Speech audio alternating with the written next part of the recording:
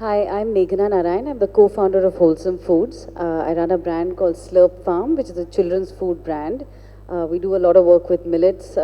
Pretty much all of our products have millets in them of some kind. I think, we've been on this journey for about 6 years now.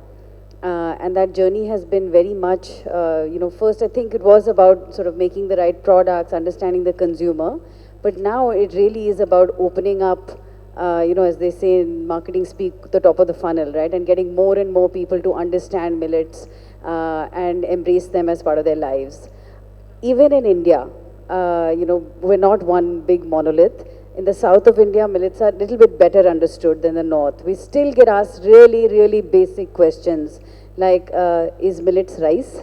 How do you cook them? How do you eat them? There's a lot of work of education to be done before that massive demand that we're all here sitting on this panel, waiting for to come true. Because I feel actually, funnily, the market will correct and every piece of the value chain will start to adjust, if the demand comes, right? So you can build and they will come, or you might, just one day if we can create some demand, for the products.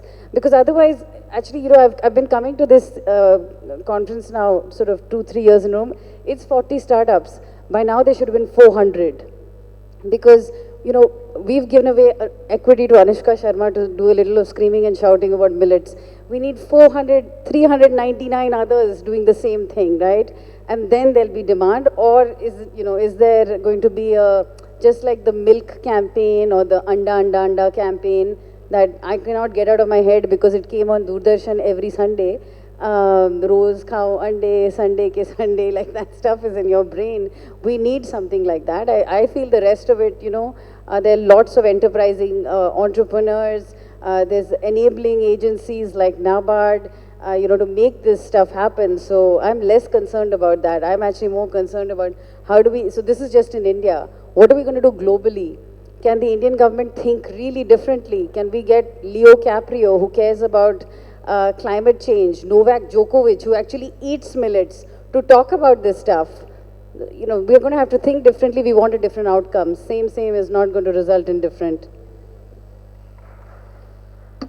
It's just an amazing insight in terms of saying that where do we start the value chain from when I say it shoots the market driven, who drives the market? It is the consumer and more so the housewife. So is she comfortable cooking this millets? If that happens, probably there will be a huge demand because people are not, I think the consumer spend post-COVID has increased by 25% or so that people are willing to pay if it means what it is. So I think awareness comes from the saying what it is and then how. That is, as you're saying, the north part of it. I think that's true for, if it's an international market, you need to figure out a way to existing gluten-free market. Can you convert them into millets, saying that these are the benefits you get for the same thing? Then ultimately it comes down to what Sir said, you have to have a standard and you need to have a people. So I'm saying even in the many of them, how many of them actually seen the millet growing? They only know the millets and as you see, but how many people go there? Can you work with 100 farmers? Like he said, he's working with 40,000 farmers. That's the way to go about, so that those farmers will be there for you forever. Then you know exactly what they want and how to do. What do you want? They will grow for you. I think that's the approach when we are taking from the market. So how? Then how to cook, and it may start from the kitchen. I think that's why you see in the morning the whole day started with the kitchen, somebody demonstrating how easy to cook is it. Sir, then you are use and please introduce yourself. Hi, I'm Srijit Mulail. I am co-founder of True Element, which is a clean packaged food brand, though we have significant millet as an ingredient. But taking cue from what Meghna was telling, the reason why we are not putting too much millets in our ingredient list is because we need to go and create awareness around what's millet, right? So most of the problem which we discussed, all of us discussed, the fundamental issue is there has to be more demand. At least let's say till 1950s, let's assume that not many people used rice, right? Nobody used rice as much as it is being done today. But now everybody uses rice. So the day the usage of millet goes up, I'm sure most of the value chain issues will get solved by itself. Because if there is a consumer to buy, the price will go up on the basis of demand, then the farmer will get the right price, then the supply chain will get built, everything will get built. But it's more like chicken and egg, whether supply will come first or the demand will come first. But as entrepreneurs who are building packaged food brand, what we are all trying to do, that as Sai also told, is as of now assume that in South, at least there is 2 or 3% of the overall monthly grain consumption is millets. Assuming 2-3. In North it is 0. Okay. Can that 2-3 to go to 10% of monthly grain consumption in millet? But again, by selling it as millet, it may not work because we are used to convenience. So what we are all trying to do is, can we get a replacement? Let's say there is a huge awareness for oats in last 20 years. Which millet can replace oats by taste, by convenience, by mouthfeel? We have figured it out that it is jowar. We are trying to do that, right? So we have tried marking 1-1 millet for 1-1 popular grain and give that convenience at the price point which is currently available.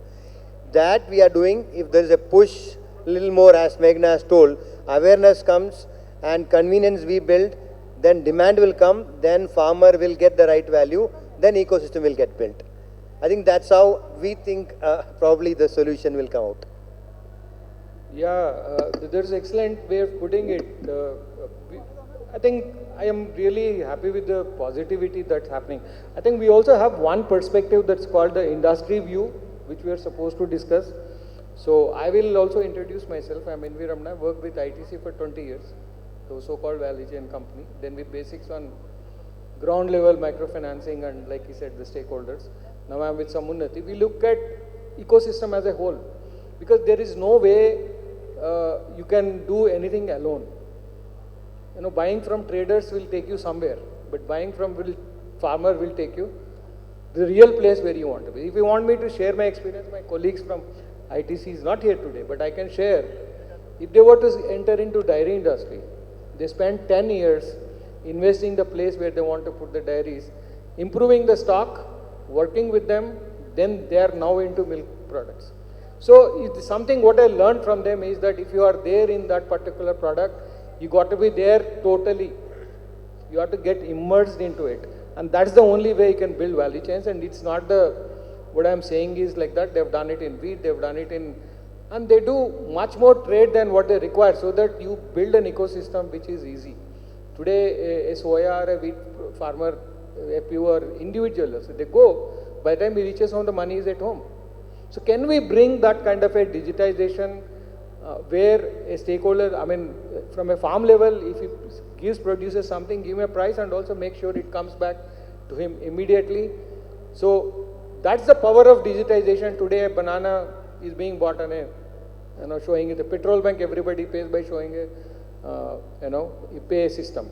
So can we bring that kind of a digitization? This is my last question. Spend one minute each to say, what is the digitization mean to you in terms of multi-stakeholder and wrapping them together with a digital system so that it makes sense for everybody?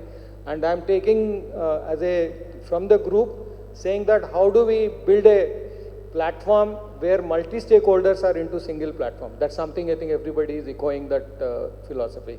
So anybody wants to say something, then we go to the audience so that we'll close it. Okay? Anybody wants to react pressingly on 1 minute? Yes. I'll go ahead. So taking on from what the Honorable Chair has just said, it's absolutely spot on, because unless you build a full stack ecosystem, which is actually invest in the crop, invest in the farmer, and it takes you about 3 to 5 years before you can actually build the supply chain at the back end to support the brand on the front end with the consumer. So which is why, as I explained, we have taken functional food groups, and it's been now 7 years in coconuts, it's been 9 years in pineapples, millet we have just started, it's only 3 years. But every functional food group we have built, we have added, we have worked on the database, and we've demonstrated the value with the farmer.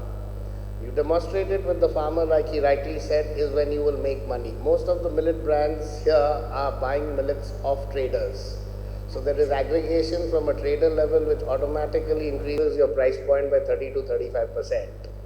So therefore your end consumer is also not getting the product at the price point that he would or she would like to pay. So if the full stack approach is followed, the digitalization piece of it becomes an enabler in actually mapping the data points.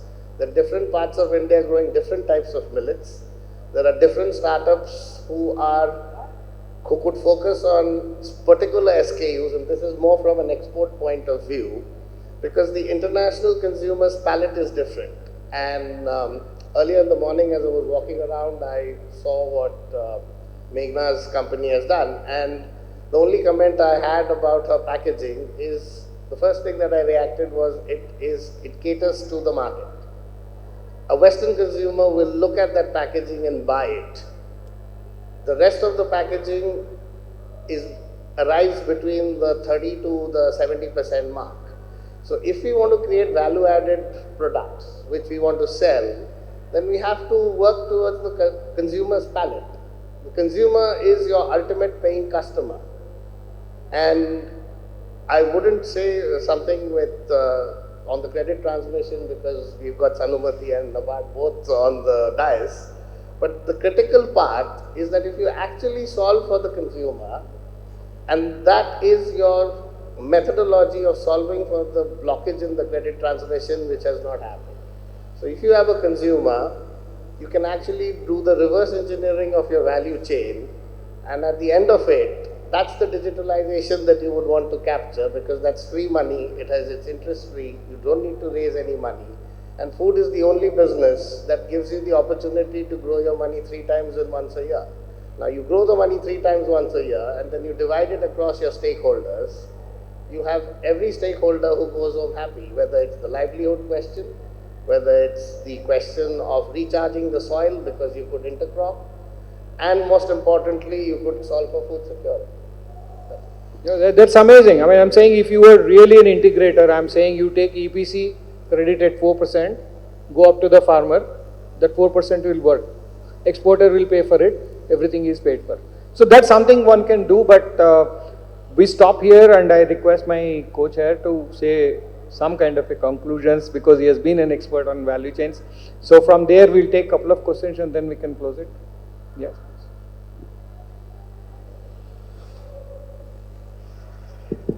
I'll hand over that responsibility of concluding to the chair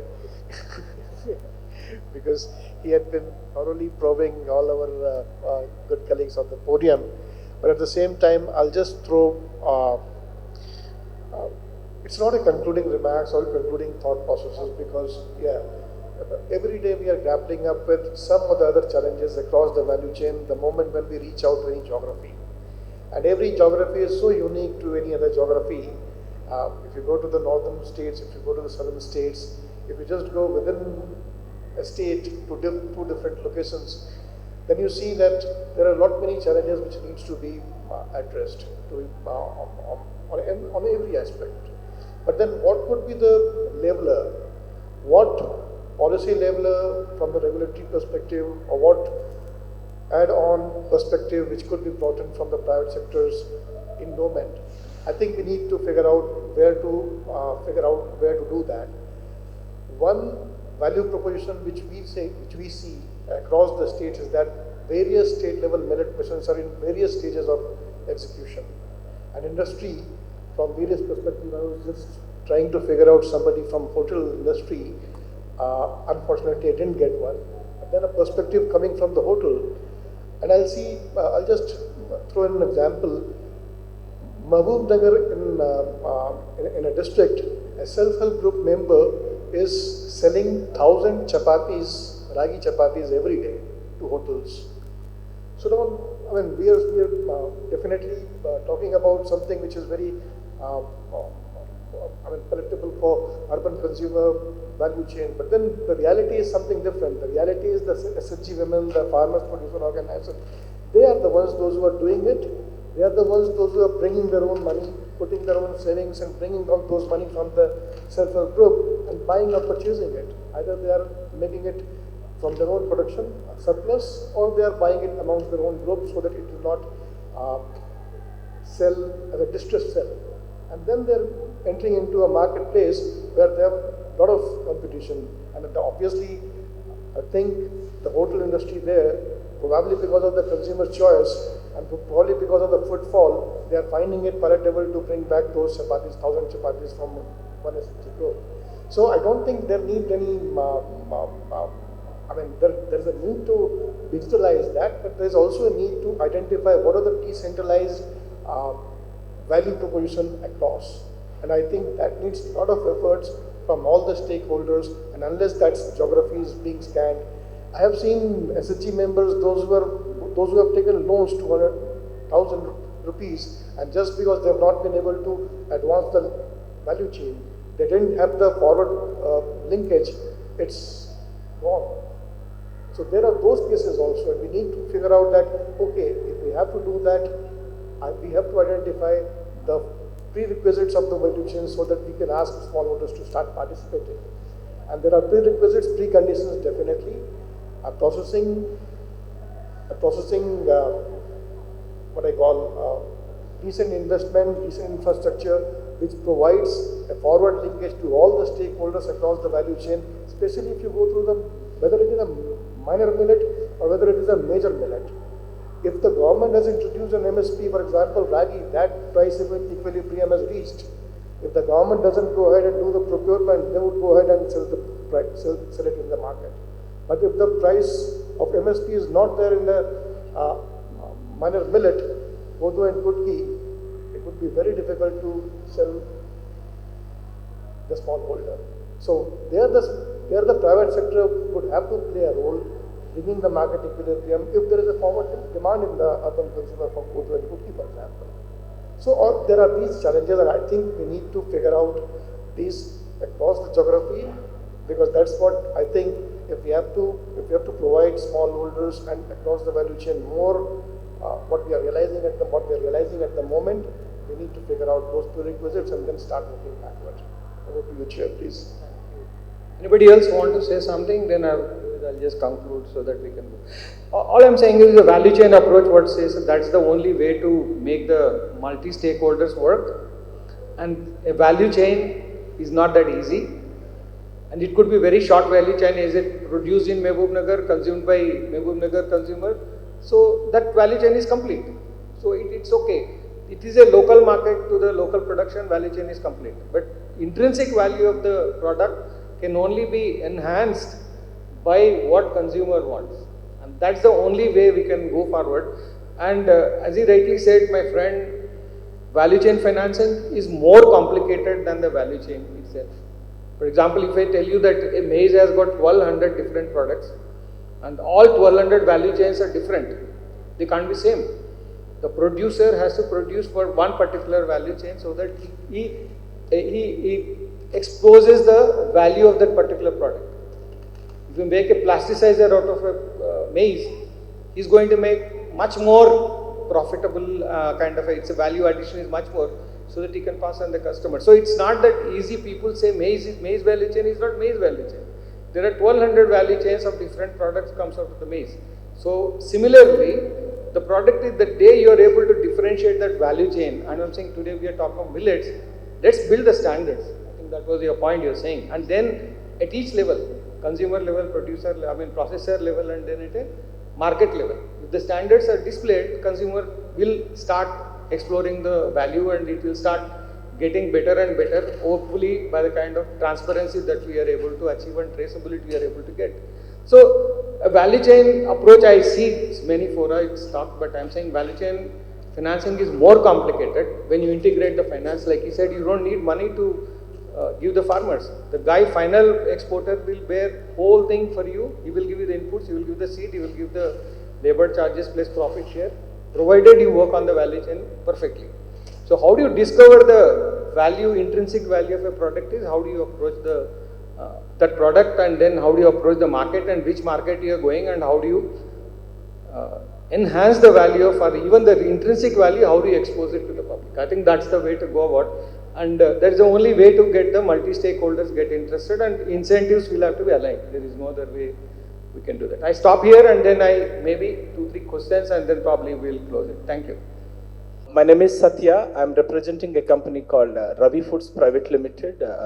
We manufacture a Duke's brand of biscuits, and also we also co-manufacture for all brand leaders like Britannia, ITC, Parle, Patanjali, you name it. We manufacture for everybody. And we manufacture totally 25,000 tons of biscuits per month. And we use almost 15,000 tons of wheat flour every month. Okay? And now we wanted to introduce millets into this biscuits particular thing. And we also export, by the way, and we export almost 6,000 to 7,000 tons of biscuits to all parts of the world.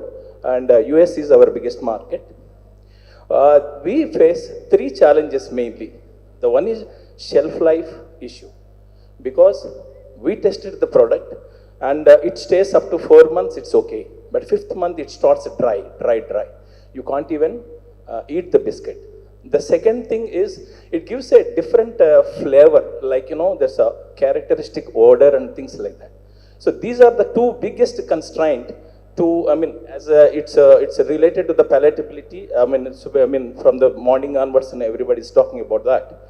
And my recommendation is, government has to push this to the CFTRA, Mysore, or some other research institutes to make it what best we can do to use these millets, whether it's a 20% or 15% or 30% addiction, how to improve the palatability. So that is most important thing.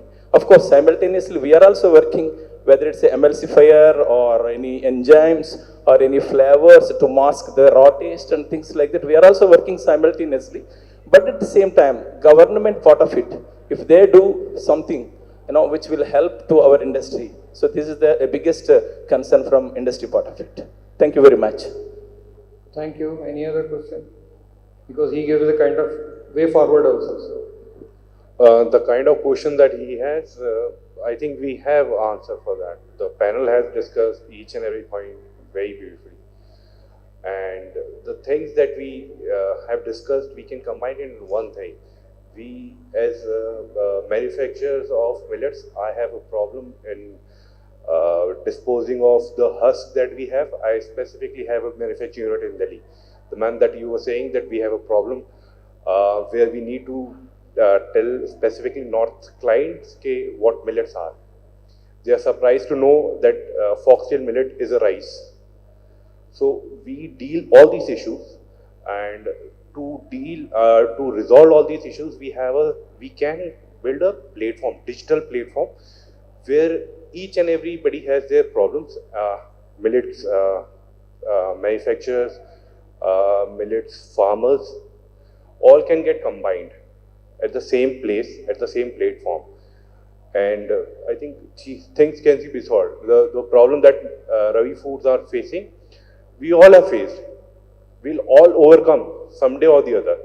But to fasten up this process to celebrate 2023 as a millet year, we need to create a platform where issues are being discussed, issues are being resolved. Yes, we have very beautiful institutes such as IIMR and CIFTRM. They all are working beautifully, and we need to have that technology pass on to everybody to make 2023 a successful millet year. So we need a platform, digital platform, where everybody can get together, where everybody can discuss their issues. And second thing was discussed was farmers are not getting what they are if they are growing millets. Honestly speaking, as a manufacturer, I face a lot of issues. The kind of grains, the size of grains are not similar. Little millet would be different in Madhya Pradesh, little millet would be different in Andhra. Same goes with Kodo. So these are the basic problems that we face as a manufacturer, and I hope the people sitting over there, they would be facing the same. So we need FPOs from where at least a scrutinized product would be passed on to manufacturers. That's all. Thank you. Thank you. The last question. Hi, I am Mayur. I run Jivamrut, which is a hyper-local marketplace for local, seasonal and traditional food.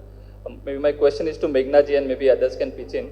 So a lot of discussions are happening, providing a lot of opportunity which is in this space, at the same time challenges in each of the supply chain and demand and all. So is it a right time for a startup with a brand to come in this thing, or is it like a long-term wait game and we should wait for the other things to settle down, lot of government policies and multiple things where supply chain awareness, things will happen and then the startup can come in? Like if a new startup who is evaluating where to pitch in, it looks very glamorous, but still like a lot of challenges everywhere. Because as an entrepreneur, we have to handle challenges, but these macroeconomic factors, how to evaluate those? Thank you. I don't think there's ever a wrong time to start. You have to feel motivated about it every single day. You know, while I definitely, I must be really crazy. Not only I've launched 2 millet brands. So I think, but it's what makes me happy. Every morning I get up really excited to go to work. So I think, there is no better time than right now, right? The stars cannot be aligning as nicely as they are right now. We have to hope that all the pieces come together, but some will, some won't. But you have to answer that question for yourself. Is this what floats your boat? Is this what makes you happy? And then the rest will happen. जी, मेरा नाम शेख यदुल्ला है। मैं यहाँ आया हूँ। मेरी जो past history है, 42 इयर्स में गल्फ कंट्रीज में स्पेंड किया as a sales and marketing manager की हैसियत से। तो स्टार्टअप के लिए मैं यहाँ ज्वाइन हुआ हूँ। मेरे लिए क्या गाइडलाइंस है? So I don't think there are any guidelines, sir. You should just start.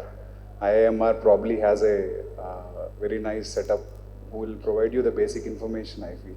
ये national academy of agriculture research management नाल, यही हैदराबाद में ही है। वहाँ एक एग्री स्टार्टअप का सेंटर ही है जी। एक्सपर्ट्स है, उनका इंक्यूबेशन फैसिलिटी है। वो आपके हमारे गवर्नमेंट के जितने सारे स्कीम्स है, जैसे स्टार्टअप इंडिया है, स्टैंड अप इंडिया है और बहुत सारे हैं, तो आपको गाइडलाइंस मिलेगा। और स्टार्टअप के लिए जो फैसिलिटीज़ है सरकार का, वो भी आपको पता चलेगा। अगर आपके पास कुछ प्रोडक्ट है या आइडिया है, इनोवेशन है, अगर आप उसको टेस्ट करना चाहेंगे तो इंक्यूबेशन सेंटर में आप कर सकते हैं। वहाँ आपको रजिस्टर करना पड़ेगा। तो आप नाम को जाइए, नाम का एड्रेस आपको हम दे सकते हैं, तो उनको आप मिलिए, आपको पूरा पता चलेगा। जी, 10-15 डेज पहले जो है सो एक स्टार्टअप प्रोग्राम हुआ था कानार में। जी, ज्वाइन किया था मैं। देन आपको पता हुआ होगा, वहाँ तो सब जानते हैं। वहाँ उनसे मुलाकात हुई थी कि वो डॉक्टर वेंकटेश्वर है, नहीं किसी से, डॉक्टर सेंथिल है, बहुत सारे लोग हैं वहाँ। डॉक्टर गणेशन तो मॉर्निंग थे यहाँ। Doctor Ganesan was here, Ganesh Kumar is not here now. Doctor Ganesh Kumar वहाँ के एक रिसोर्स पर्सन एक्सपर्ट है, वहाँ वो थे मॉर्निंग। वो किसी से मुलाकात नहीं हुई आपसे? नहीं, मुलाकात तो हुई वहाँ से, लेकिन मुझे कोई एक गाइडलाइन नहीं मिल रहा है। मतलब मुझे करना क्या आपको वेबसाइट पर भी बहुत सारे गाइडलाइंस मिलेगा। न्यूट्री हब, नहीं तो आप जाइए ईसी इंस्टीट्यूट को। ठीक, ये हमारे Indian institute of millet research है ना, मिलेट, ओके, उनका भी न्यूट्री हब है। ठीक के पास बहुत सारे, कम से कम 200 तो आपने सेट, 200 प्लस स्टार्टअप उनका आज तक हुआ है। तो आप इनसे मिल लीजिए, डॉक्टर वीरेश। ठीक है, हो जाएगा। मंडे और ट्यूसडे में आप उनका फोन नंबर ले लीजिए, कांटेक्ट कर सकते हैं। IIMR is the best institute आपके लिए। Thank you very much.